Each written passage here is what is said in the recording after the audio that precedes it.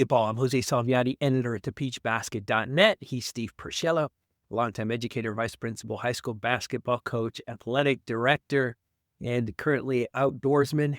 And this is the Shot Clock Pod, the best 15 minutes of NBA random thoughts online anywhere.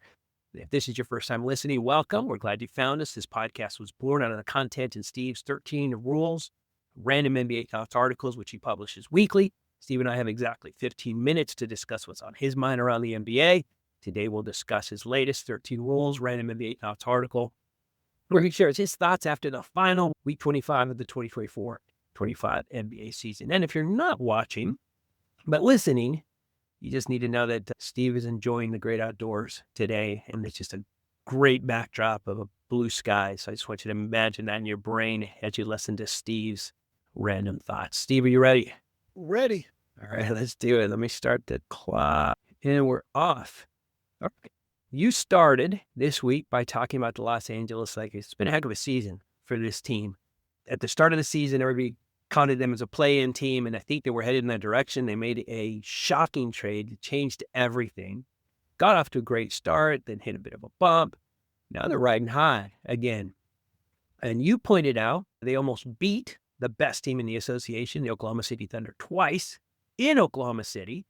If it wasn't for one weird technical on Luka, they probably would have taken both. They go to the playoffs with momentum and rest. What do you make of the Los Angeles Lakers? It's really interesting. If you compare them to the Dallas Mavericks of last year, I think the Mavericks are a better team.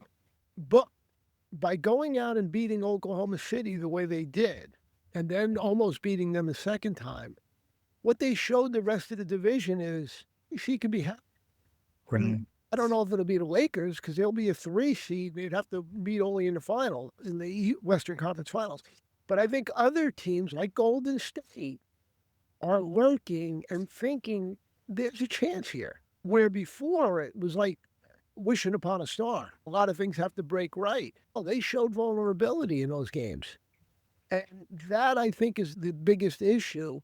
And the fact that OKC is not that experienced in tough situations makes them a team, though they are the best team in the league right now, they can be hacked. It's really interesting how that all changed last week. What are they seeing out in LA? Oh, you know exactly what they're seeing out here. The Lakers are back. Lakers in 5. We've proven blah, blah, blah, blah, blah. Listen, I'm going to put on my Thunder hat for a minute, okay? Those games did not matter to the Oklahoma City Thunder. Neither one of them, okay? They had far and away the best record in the association.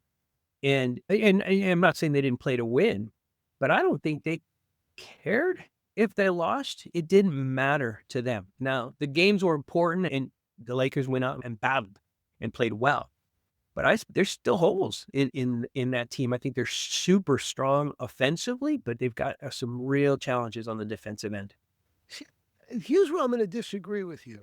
I think Oklahoma City was challenged. They knew if they lost 2 straight, not a good thing, and they had to show they're superior. And I'm going to give you a contrary. The Knicks played Boston last week. Now, we all know, everybody knows the Knicks are 0-for against Boston, Cleveland, and OKC. What did Boston do? Now, they've had guys sitting out through it. Only Al Horford sat that game out because they knew they didn't want to give the Knicks any reason to think things were changing. And then the Knicks lost to Detroit after that, and then they played Cleveland. Very interesting the other night. Cleveland had 2 guys sitting out, I believe Mitchell and maybe Jared Allen, but there's 2 guys out. Cleveland was down by 20, and they came back and won that game. Nobody wants to give the Knicks the thought that, you know what, this was earlier in the year, now we're okay, everything's good, and all that stuff. So I think Oklahoma City realized we don't want to make this harder, and it's going to be harder because now the Lakers are going on the court believing they can beat teams, surprised at success as much as expecting success. And that's a big change. No, it's a fair point, and that might speak to the inexperience of the coaching staff. They didn't, if I'm right, and the Thunder maybe didn't put the foot on the gas like they should have, maybe that's on the coaching staff, right? Let's send these Lakers a message. Or maybe they did, and that was the message that the Thunder aren't ready. We'll see. I think they tried, and they could. And for the life of me, I don't see the Lakers winning a title because I just don't think they have enough. They've got enough offense. They play well. J.J. Redick has been better than anything anybody ever thought. 100%. But you need a big. You need a big. You know, how, again, let's just go into the future. Let's say they play Boston or Cleveland in the finals. How are they going to match up if Boston leaves the two and Horford out there? And we saw Horford can defend anybody. Well, and how would they match up with Cleveland with Allen and Mobley? If you could tell me, start thinking, okay, but I don't see it. I just don't see any of it. And you're putting a lot of pressure on your ball defenders because there's no big to back them up. They got trouble. But I've seen crazier things. Yeah. No, it's good for LA in that Showtime is back. Luka is doing some things that we haven't seen in the Laker lands. It's Magic Johnson. The guy, he's incredible and he's fun to watch. But yeah, they've got to build around it. But anything they get this season is going to be gravy. But it's going to be an interesting offseason for the Lakers and an interesting playoff season for the Lakers. But let's move on. We got a few other things to talk about. You spoiled this one, but I'm going to go ahead and say it anyway. The New York Knicks are 0-8 against the Cavs, Celtics, and 0-2 against the Thunder. Do the math. That's 0-10 against the top teams in the NBA. That's tough. So I got to ask you, are they due to win some or are they done? First of all, I don't say they're done because if Jaylen Brown, if that injury is legit and he's not playing well, they got a shot against Boston. And if they get to the finals, they'll run this team back again in the Eastern Conference Finals. Yeah. So are they done? I don't think they're good enough to beat a Boston or Cleveland. However, there's variables. And one of them is Jaylen Brown. I don't think they defend well enough. I don't think their 5 starters are as good as Cleveland's or Boston's. You don't know. And don't forget, and they don't defend. And Karl Anthony Towns gets put into the pick and roll, and he's dropping, and guys are banging threes on him or going to the basket when he comes out and beating them. So they just don't have enough defense. And if they use Mitchell Robinson, then Towns becomes a 4. That could be a problem. But who's he going to guard? Let's say if they played Boston, who's he guarding? He's going to guard Tatum? Come on. Or he's going to guard Evan Mobley? Come on. You can't be serious about that. So there's issues here that the way they're constructed makes it difficult. They have some talent. They have a lot of talent, but I don't know if they can do that. Yeah. Are they a team that resets or reboots if they don't have success this year? Yes. Rumor is Kevin Durant is what they're in. Yeah, I've heard that. For Cat. Let me go further. I'll say this.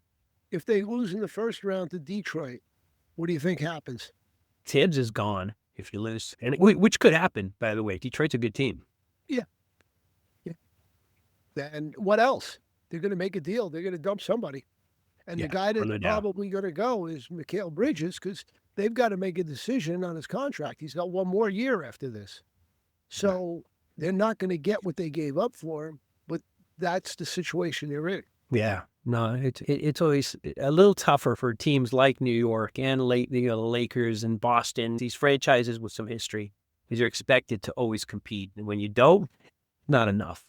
Talking about the potential or the possibility of Tibbs losing his job, a couple of really good coaches have. Then Grizzlies and Denver Nuggets both fired their coaches oddly really late in the season, something you don't see. Shocked everybody. And interestingly, you see a different path forward for those teams, the Grizzlies and the Nuggets, specifically because of one particular player. What do you see in the future for the Grizz and the Nugs? Obviously, Jokic just keep you in there. But there's another piece to it, too. I don't know if the Memphis players wanted to see their coach fired. I think when you start reading about what's going on in Denver, I think a lot of the players wanted him out, and they had enough of the feuding between him and Calvin Booth. So the little different situation. So Denver gets a new coach who they like, and Adelman. What that might mean is they might play. And don't forget, when a new coach generally gets hired, they have a good stretch right away. before We saw that in levels off. Sacramento with And Christie. that's right. Just going to use that as an example. Christie in Sacramento, they came out, 8 out of 9 or 9 out of 10, and then they settled back into being a mediocre team. And by the way, that's a team that has to really look and think about time to change everything because we're not good enough. Well, Yeah. I'm getting off the subject, but that's the differences I see with Denver. And Denver with Jokic, they can play anybody. Interesting, interesting point to notice. When Jokic scores big, they lose, which means if you're going to play, you want him to play off, look to score all game. You don't want the distributor because the distributor can kill you.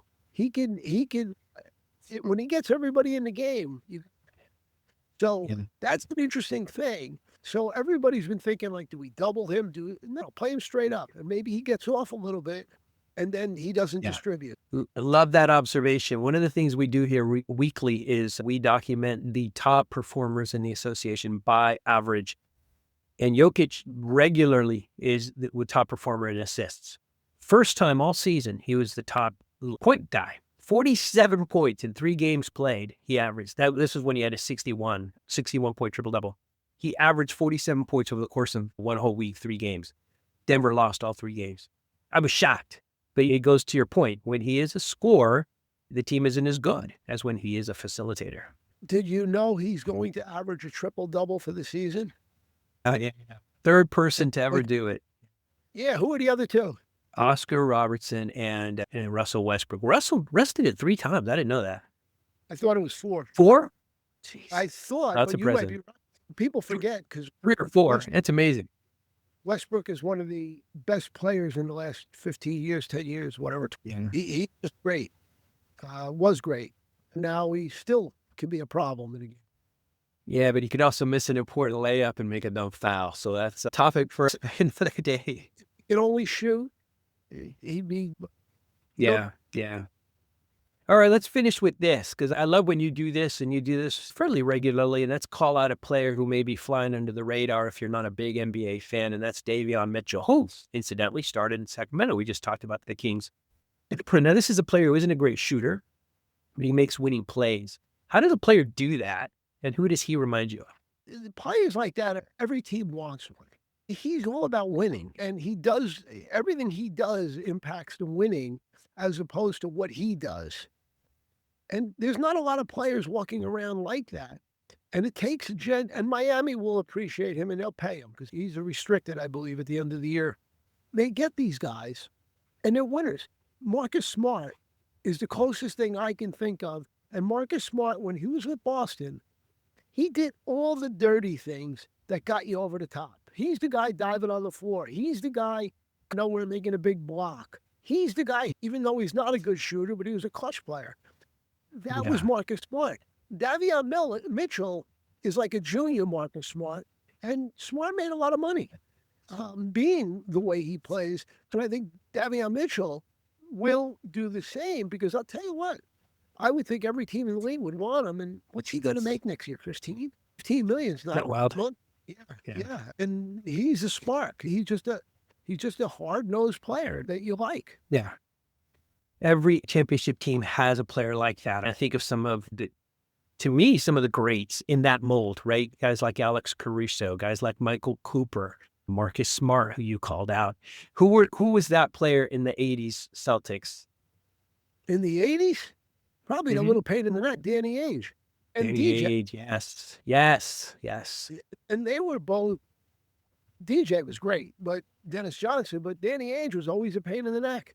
And he annoyed and you need that. The thing I'll say to you, the guy that also is another instigator or aggravator is on Detroit, Holland. He's another aggravator. He gets in fights every other night, but he's tough and he's high-energy players. Caruso wasn't a high-energy player. He was a defender. High-energy players like Mitchell, like Holland, Marcus Smart was, they get everybody playing hard. Everybody's playing hard because they're going full throttle. And there's a value in that. And by the way, it's Marcus like the Smart, game changes. Oh, go ahead. Marcus Smart is a $20 million player. So he made, And I think this is his second contract of that. So he probably made well over 100 million being that player. That's And awesome. yeah, he didn't have to put the ball in the basket to make that money. That's awesome. That's motivating somebody who heard it, I hope, because that's pretty impressive. Yeah, these are the kind of guys who, when they come into the game, everything changes. And every championship team, every one of them has had a player like that. I think the Detroit Pistons of 06 had their entire team. It was made up of players like that. Yeah, they did in 06. I'm thinking in the 80s when they had Lambeer. Just that's something you can't That's like. different. Yeah, no, that's different. That's different. That's different. Maybe we'll talk about that down the line because that's a different type of player.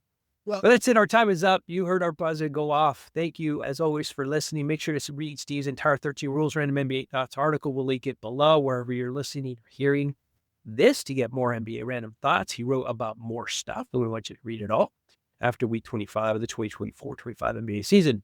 Join us next week when, we're talking about the playoffs next week. Probably just the play-in, right? We're talking about the play-in, and we'll have... Yeah. Right. Play next Saturday, they start the real playoffs. So we will come, next week with some thoughts after the play-in tournament, see how that works out. Please consider subscribing, liking, commenting, all that stuff matters to us. And again, join us next week on the Shot Clock Pod, the best 15 minutes or so of Random NBA Thoughts Online. We'll talk next week. Thanks, Steve. Thank you.